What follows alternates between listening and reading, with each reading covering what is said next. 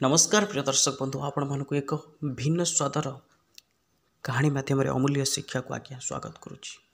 सर्प कहला जे जिते भी पतिव्रता नारी होता ना कहीं जिते भी पतिव्रता स्त्री होता ना कहीं निज स्वामी पाखे ये तीनोटी कथा लुचि थाए। क्यों तीनोटी कथा आज्ञा भिडियोटी को शेष पर्यंत देखु। एक चमत्कारी ये कहानी आप कौटी शुणी नथिबे। ता पूर्व भिडियोटी को लाइक टी चैनल टी को सब्सक्राइब करने आज्ञा अनुरोध। गोटे देश दंपति तांको मध्य प्रेम आज्ञा अतूट प्रेम। जदि स्वामी किसी भूल करे स्त्री जेते कथा कहले मते स्वामीटी मुंड पाति सहीने एवं जदि स्त्रीटी मते भूल करे स्वामी ताकू जेते कथा कहले मते स्त्रीटी मुंड पाति सहीने। झगड़ा हुए किंतु परवर्ती समय रे 100% से झगड़ाटा भल पाइबारे बदली जाए। स्वामी जोठिकी जाए सेठी निज स्त्रीर प्रशंसा कले। ये कथा धीरे धीरे राजा कान को जाई पहुँचला। से राजा जी कान जाई पहुँचला। राजा दरबार को डकेले मु शुणुची तो स्त्री बहुत सती तुम दुईन भितर बहुत भल पाइबार अच्छी। व्यक्ति जन कहला हाँ आज्ञा आज्ञा गोटे कथा जानी लोक मैंने निज दुखरे जी दुखी नुहति 90% किंतु सबू लोक सेमती नुह। बेसी दुख हे अन्यर सुख देखिले। मंत्रीर से समय निज स्त्री सहित झगड़ा लगी थाए एवं से विव्रत राज दरबार को आसी था। जो शुणिला आउ जन किए स्वामी स्त्री मध्य एत भल संपर्क अच्छी स्त्री एत सती बोली मंत्री आज्ञा कहीदे गोटे कथा कौन सतरे तो स्त्री एत सती मुझे असती बोली प्रमाणित करदेली जदि पतिव्रता नुहे बोली मु प्रमाणित करदेली। जो से व्यक्ति जन कहला ताहले आपण जहाँ मागे मुझे देवी मो जीवन को मध्य मो हारिबा प्रस्तुत अच्छी। एक कथा जो पर्सनाल लेवल को चली आसला जो मंत्री हारजितर कथा उठिला एठी कौन है आज्ञा तापर मंत्री जनक चिंता कले निजे जितवाई। से जो व्यक्ति आसी कहूला मो स्त्री सबुठारु पतिव्रता नारी बोली ता पड़िशा घर जड़े मौसी को जाई कहले मौसी सतर कौन ता स्त्री एत पतिव्रता। मौसी कहले हाँ जानी ता स्त्री बहुत पतिव्रता तो केवे ता पतिव्रता धर्म भांगी पारिबु नहीं। गोटे कथा शुणुतु आज्ञा पापर बाप हेउची लोभ। जी लोभ कला सी पाप कला। मत कहले ठीक अच्छे मौसी किंतु तू मते साहाय्य करबा पड़िबो। छोटिया साहाय्य करिबु ताकू पतिव्रता नुह बोली से प्रमाण करिबु। जहाँ बदल तू जहाँ मागिबु मते सेतिकी सुना देबी। लोभरे पड़गला मौसी जनक एवं कौन कला ना गाधोइबा समय गुप्तांगरे थिबा एक चिन्ह को देखी आसी मंत्री पाखे कहला। मंत्री जानिकी आसला एवं दरबार को पुणी से व्यक्ति को डकागला। मंत्री कहला तो स्त्री बा कहतु सती किंतु ता जो बामपट जंघरे ये चिन्हटी अच्छी मुझे देखी कौन सत ना मिछ। व्यक्ति जन पाद तलू माटी खसीला कौन कर कना किसी जापारे ना। सर्त मुताबक हारीगला।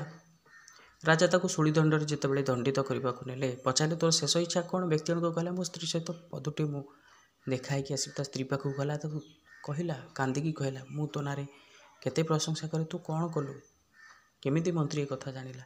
ये कथा ता स्त्री किति बुझी पाइला नहीं आज्ञा।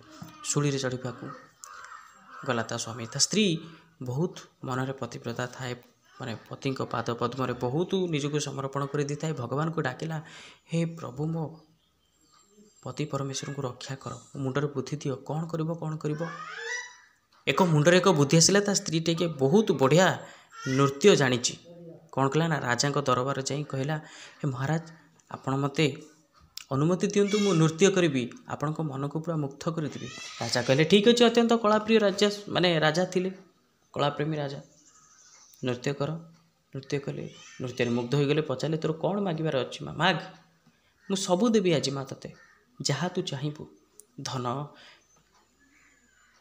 टंका सुना जहाँ तू चाहबू। आज्ञा टे ध्यान दे शुणु था।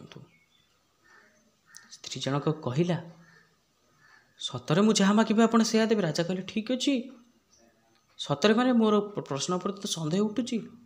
स्त्री कहला नहीं आज्ञा आपड़ जदि मो पर एत मुग्ध अच्छा ताहले गोटे काम करंतु ये आपण राजदरबार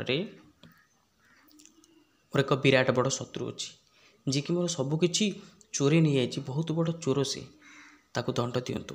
ରାଜା କହିଲେ କ'ଣ ହେଲା? ମୋ ରାଜ ଦରବାରରେ ମୋ ରାଜ୍ୟରେ ପୁଣି ଚୋର? କିଏ ସେ, ତା ନାଁ କୁହନ୍ତୁ। ସ୍ତ୍ରୀ ଜଣକ କହିଲେ ଆଜ୍ଞା ରାଗିବେନି ତ? ରାଜା କହିଲେ ନା ମୁଁ ରାଗିବିନି। ସ୍ତ୍ରୀ ଜଣକ କହିଲେ ଆଜ୍ଞା ଆପଣଙ୍କ ମନ୍ତ୍ରୀ ବର ସେ ମୋର ସବୁ କିଛି ଚୋରି ନେଇଯାଇଛନ୍ତି। ଗୋଟେ ନାରୀର ଯାହା ହେଉଛି ଅଳଙ୍କାର, ପ୍ରକୃତ ଅଳଙ୍କାର, ସେ ସେଇଟାକୁ ନେଇକି ଚୋରି ନେଇଯାଇଛନ୍ତି। ମନ୍ତ୍ରୀ ବର ଆଜ୍ଞା ଏ କଥା ଶୁଣି ତା ପାଦ ତଳେ ମାଟି ଖସିଗଲା। ରାଜାଙ୍କୁ କହିଲା ଆଜ୍ଞା ରାଜନ, ମୁଁ ଏ ସ୍ତ୍ରୀ ଲୋକକୁ ପ୍ରଥମ ଥର ପାଇଁ ଦେଖୁଛି, ମୁଁ କେମିତି କ'ଣ ସବୁ ଜିନିଷ ୟାର ଚୋରି କରି ନେଇଗଲି? ଶୁଣୁଥାନ୍ତୁ ଆଜ୍ଞା ଏଇଠି କ'ଣ ହେଲା। ସ୍ତ୍ରୀ ଜଣକ ରାଜାଙ୍କୁ କହିଲା ଆପଣ ଟିକେ ଚିନ୍ତା କରନ୍ତୁ ମହାରାଜ, ଯଦି ଆପଣଙ୍କ ମନ୍ତ୍ରୀ ପ୍ରଥମ ଥର ପାଇଁ ମୋ ମୁହଁକୁ ଦେଖୁଛନ୍ତି ତାହେଲେ ସେ ମୋତେ ଅସତୀ କଲେ କେମିତି? ମୋ କେଉଁ ଜାଗାରେ କି ଚିହ୍ନ ଅଛି ସେ ଜାଣିଲେ କେମିତି? ଏବଂ ଗୋଟେ ନାରୀର ସବୁଠାରୁ ଶ୍ରେଷ୍ଠ ଅଳଙ୍କାର ହେଉଛି ତା'ର ଇଜ୍ଜତ। ଦୁନିଆ ଦାଣ୍ଡରେ ମୋତେ ପତିବ୍ରତା ନୁହେଁ ବୋଲି ପ୍ରମାଣିତ କଲେ କେମିତି? ରାଜା କହିଲେ ଆପଣ କିଏ? ସ୍ତ୍ରୀ ଜଣକ କହିଲା ଆଜ୍ଞା ମୁଁ ହେଉଛି ତାହାରି ସ୍ତ୍ରୀ, ଯାହା ସ୍ୱାମୀକୁ ଆପଣ ଆଜି ନେଇ ଶୂଳିରେ ବସେଇଛନ୍ତି ଘଟଣାର ସତ୍ୟାସତ୍ୟ ଅନୁସନ୍ଧାନ ନ କରି। ଥରୁଟିଏ ସତ୍ୟାସତ୍ୟ ଅନୁସନ୍ଧାନ କରନ୍ତୁ। ରାଜା ଦେଖିଲେ ହଁ ଠିକ୍ କଥା କହିଛି, ଧନ୍ୟ ଧନ୍ୟ ଆଜ୍ଞା ସେ ପତିବ୍ରତା ନାରୀ, ସେମାନଙ୍କୁ ଆମର କୋଟି କୋଟି ଦଣ୍ଡବତ। ଆଉ ଯେତେ ପତିବ୍ରତା ନାରୀ ହେଲେ ବି ନିଜ ସ୍ୱାମୀକୁ ବି 3ଟି କଥା ଲୁଚେଇ ଥାଏ। ପ୍ରଥମ କଥା, ଦିନସାରା ସବୁ କାମ ଘରର କରୁଥାନ୍ତି ଆଜ୍ଞା, ଯାହା ଛୋଟ ମୋଟ ରୋଗ ହେଲା କାଳେ ସ୍ୱାମୀକୁ କହିଲେ ସ୍ୱାମୀ ବ୍ୟସ୍ତ ହୋଇ ପଡ଼ିବେ, ଅଯଥାରେ ପଇସା ଖର୍ଚ୍ଚ ହେବ ସିଏ ଭାବନ୍ତି, ଭାବିକି କଥା କୁହନ୍ତିନି, ଲୁଚାନ୍ତି ଆଜ୍ଞା। ଦ୍ୱିତୀୟ କଥା, ବର୍ଷ ବର୍ଷ ଧରି ନିଜ ମନରେ ରହିଥିବା ଆଶା, ଗୋଟେ ଜାଗାକୁ ଯିବେ ବୁଲିବା ପାଇଁ, କି ଭଲ କିଛି ଖାଇବେ, ଭଲ କିଛି ପିନ୍ଧିବେ, ଭଲ କିଛି ଗହଣା, କିନ୍ତୁ ସ୍ୱାମୀମାନଙ୍କର ସିଚୁଏସନକୁ ଦେଖି କିଛି କହିପାରନ୍ତି ନାହିଁ, ଲୁଚେଇ ରଖନ୍ତି। ତୃତୀୟ କଥା, ସ୍ୱାମୀ ଯାହା ବି ଟଙ୍କା ଦିଅନ୍ତି କହନ୍ତି ସବୁ ଖର୍ଚ୍ଚ ହେଇଗଲା, କିନ୍ତୁ ଏଇଆ ଭାବିକି ରଖିଥାନ୍ତି ମନରେ କି ପରବର୍ତ୍ତୀ ସମୟରେ ମୋ ସ୍ୱାମୀର କାମରେ ଲାଗିବ, ମୋ ପରିବାର, ମୋ ପିଲାଛୁଆଙ୍କ, ଶାଶୁ ଶ୍ୱଶୁରଙ୍କ କାମରେ ଲାଗିବ। କେମିତି ଲାଗିଲା ଆଜ୍ଞା ଷ୍ଟୋରିଟି ଆଉ ଏ ଅମୂଲ୍ୟ କଥାଟି? ଥରୁଟିଏ ଧ୍ୟାନ ଦେଇ ଶୁଣୁଥାନ୍ତୁ ଏବଂ ଆମ ସହିତ ଯୋଡ଼ି ହୋଇ ରହିବା ପାଇଁ ଚ୍ୟାନେଲଟିକୁ ସବସ୍କ୍ରାଇବ୍ କରି ଅଲ୍ ନୋଟିଫିକେସନକୁ କ୍ଲିକ୍ କରନ୍ତୁ ଏବଂ ଭିଡ଼ିଓଟିକୁ ଲାଇକ୍ କରିଦିଅନ୍ତୁ। ଦେଖା ହେବ ପରବର୍ତ୍ତୀ ଭିଡ଼ିଓରେ ରଞ୍ଜିତ ଭାଇ ସହିତ। ନିଜର ଯତ୍ନ ରଖନ୍ତୁ, ଭଲରେ ରୁହନ୍ତୁ ଆଜ୍ଞା। ଜୟ ଜଗନ୍ନାଥ।